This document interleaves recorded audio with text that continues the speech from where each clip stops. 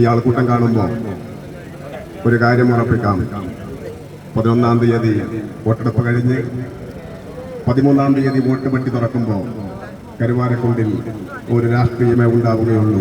അത് UDF ആയിരിക്കും എന്ന കാര്യത്തിൽ യാതൊരു സംശയവുമില്ല.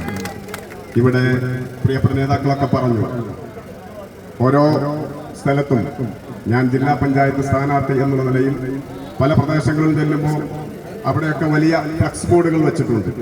ചെയ്യാത്ത വികസനത്തിന്റെ പേര് പറഞ്ഞ് ഒരുപാട് പദ്ധതികൾ പൂർത്തീകരിച്ചു എന്നൊക്കെ പറഞ്ഞ് ബോർഡുകൾ വെച്ചിട്ടുണ്ട്. ഒരു കാര്യം ഞങ്ങൾ ഉറപ്പിച്ച് പറയുകയാണ്, കരുവാരക്കുണ്ടിലെ ജനത ഈ പ്രാവശ്യം ഒരു കാര്യം തീരുമാനിച്ചിട്ടുണ്ട്. ഈ പ്രാവശ്യത്തെ കരുവാരക്കുണ്ടിലെ ജനങ്ങളുടെ വോട്ട് ബഡായിക്കല്ല, അത് വികസനത്തിനാണ് എന്ന് ഈ നാട്ടിലെ ജനങ്ങൾ തീരുമാനിച്ചിട്ടുണ്ട് എന്ന് പറയാൻ ഇവിടെ ജനങ്ങൾ ആഗ്രഹിക്കുകയാണ്. ഇവിടെ പറഞ്ഞല്ലോ പ്രിയപ്പെട്ട വിജയേട്ടനും പ്രിയപ്പെട്ട മുഹമ്മദ് അലി സാഹിബും ഒക്കെ എന്താ പറഞ്ഞത്? കരുവാരക്കുണ്ടിനെ വല്ലാത്ത രൂപത്തിൽ വെട്ടിമുറിച്ചു എന്നാ പറഞ്ഞത്.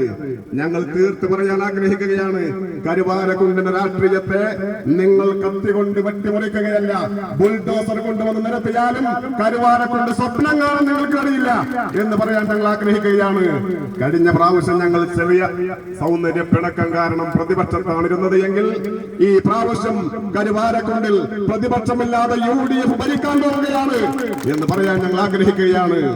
കരുവാരക്കുണ്ടിൽ ഐക്യജനാധിപത്യ മുന്നണി വികസനത്തിനാണ് വോട്ട് ചോദിക്കുന്നത്. ഇവിടെ CPM രാഷ്ട്രീയം പറയുകയല്ല, അവർ മതം പറയുന്നു. ചില സ്ഥലങ്ങളിൽ പ്രാദേശികമായി മറ്റു വിഷയങ്ങൾ പറയുന്നു. അതാണ് ഇവിടെ പ്രിയപ്പെട്ട വിജയേട്ടൻ പറഞ്ഞത്. മതത്തിന്റെ പേരിൽ വോട്ട് ചോദിക്കുകയാണ്. ഇവർക്കതിന് മടിയില്ല. ഓരോ തെരഞ്ഞെടുപ്പിലും നമ്മൾ കാണുകയാണ്. വടകരയിൽ പ്രിയപ്പെട്ട ഷാഫി പറമ്പിൽ മത്സരിക്കുമ്പോ അവിടെ കാഫിർ സ്ക്രീൻഷോട്ട് ഇറക്കിയ CPM പാലക്കാട്ടേക്ക് വന്നപ്പോൾ നീലപ്പെട്ടിയുമായി വന്നു. നിങ്ങൾക്കറിയുമോ, ഇവരുടെ രാഷ്ട്രീയം എന്ന് പറയുന്നത് അവസരവാദ രാഷ്ട്രീയമാണ്. രാഷ്ട്രീയമല്ല പറയുന്നത്, മതം പറയുന്നു, ജാതി പറയുന്നു, അവസരവാദ രാഷ്ട്രീയം പറയുകയാണ്.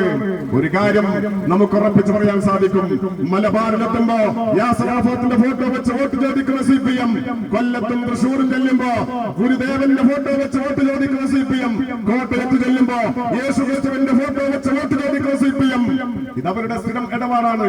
ഇത് കരുവാരക്കുണ്ടിൽ ഇനി അനുവദിക്കാൻ പോവുകയില്ല എന്നുറക്കെ പ്രഖ്യാപിക്കുന്ന തെരഞ്ഞെടുപ്പാണ് വരാൻ വേണ്ടി പോകുന്നത് എന്ന് കരുവാരക്കുണ്ട് തെളിയിക്കുന്ന റിസൾട്ടായിരിക്കും 13-ാം തീയതി വരുന്നത് എന്ന് മാത്രം പറഞ്ഞുകൊണ്ട് ഇവിടെ കൂടി